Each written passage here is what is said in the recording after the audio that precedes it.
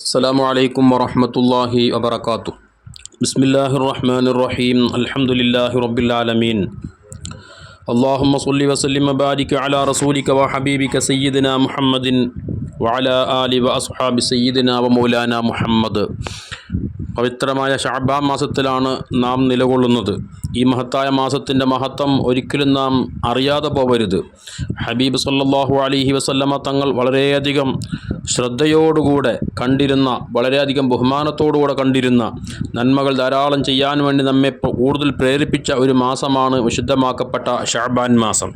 മഹാന്മാരാകുന്ന സ്വഹാബത്ത് റളിയല്ലാഹു തആല അൻഹും ഹബീബ് സല്ലല്ലാഹു അലൈഹി വസല്ലമ തങ്ങൾ വിശുദ്ധമാക്കപ്പെട്ട ശഅബാൻ മാസത്തിൽ പ്രത്യേകമായി എന്താണ് ഇബാദത്തുകൾ ചെയ്യുന്നത്, ഈ മാസത്തിന് എന്ത് പ്രത്യേകതയാണ് മുത്തുനബി സല്ലല്ലാഹു അലൈഹി വസല്ലം തങ്ങൾ കൽപ്പിക്കുന്നത് എന്ന് സംശബ്ദം അവർ വീക്ഷിക്കുകയും മുത്തുനബി സല്ലല്ലാഹു അലൈഹി വസല്ലം തങ്ങളോട് തന്നെ അതിൻ്റെ മഹത്വത്തെക്കുറിച്ച് അവർ ചോദിച്ച് മനസ്സിലാക്കുകയും ചെയ്ത സംഭവങ്ങൾ, ഹദീസുകൾ നമുക്ക് വായിച്ചെടുക്കാൻ സാധിക്കും. മഹാനായ ഇമാം നസായി റളിയല്ലാഹു തആല അൻഹു ഉസാമത്ത് ബിൻ സയ്യിദ് റളിയല്ലാഹു അൻഹുമയെ തൊട്ട് ഉദ്ധരിക്കുന്ന ഹദീസിൽ കാണാം, മഹാനവർകൾ ഹബീബ് സല്ലല്ലാഹു അലൈഹി വസല്ലമ തങ്ങൾ ശഅബാൻ മാസത്തിൽ അവിടുത്തെ അവസ്ഥ, അവിടുന്ന് ഏത് രൂപത്തിലാണ് ഇബാദത്തുകൾ ചെയ്തിരുന്നത് എന്ന് പ്രത്യേകം വീക്ഷിക്കുമായിരുന്നു.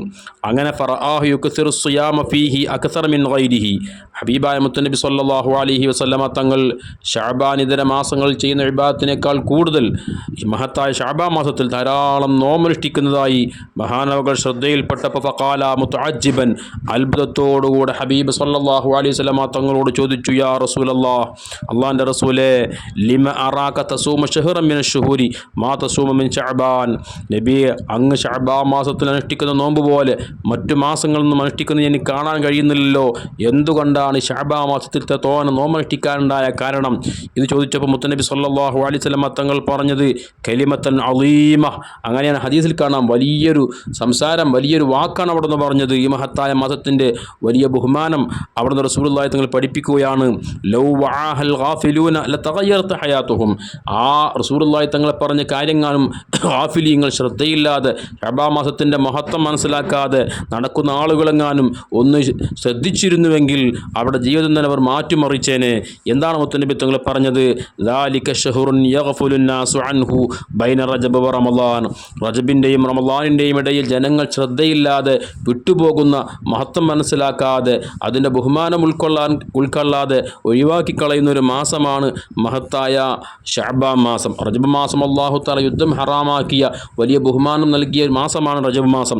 റമളാൻ അത് എല്ലാവരും ബഹുമാനിക്കുന്ന മാസമാണല്ലോ, എന്നാൽ അതിൻ്റെ ഇടയിലുള്ള ശഅബാനോ അതിനും വലിയ മഹത്വമുണ്ട്. എന്നിട്ട് അവിടുന്ന് പറഞ്ഞു ശഅബാൻ മാസത്തിൻ്റെ മഹത്വം എന്താണ്?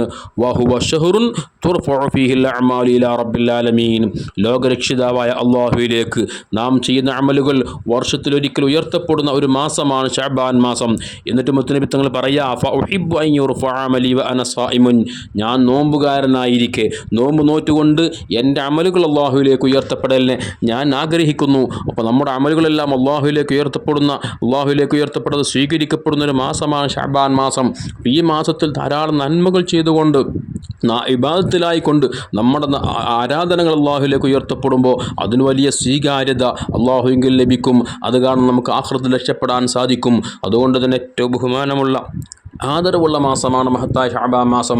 ഇതിൻ്റെ മഹത്വം ഉൾക്കൊണ്ടുകൊണ്ട് ധാരാളം നോമ്പനുഷ്ഠിക്കാൻ, ദാനധർമ്മങ്ങൾ ചെയ്യാൻ, സദഖകൾ ചെയ്യാൻ, ഇസ്തിഗ്ഫാറും തൗബയും വർദ്ധിപ്പിക്കാൻ, വിശുദ്ധ ഖുർആൻ പാരായണം ചെയ്യൽ വർദ്ധിപ്പിക്കാനൊക്കെ വിശ്വാസികൾക്ക് സാധിച്ചാൽ അവൻ്റെ ആഖിറവും ദുനിയാവും രക്ഷപ്പെടും. അല്ലാഹു അക്കൂട്ടരിൽ നമ്മെ എല്ലാവരെയും ഉൾപ്പെടുത്തി തരട്ടെ. ആമീൻ. അസ്സലാമു അലൈക്കും വറഹ്മത്തുള്ളാഹി വബറകാതുഹു.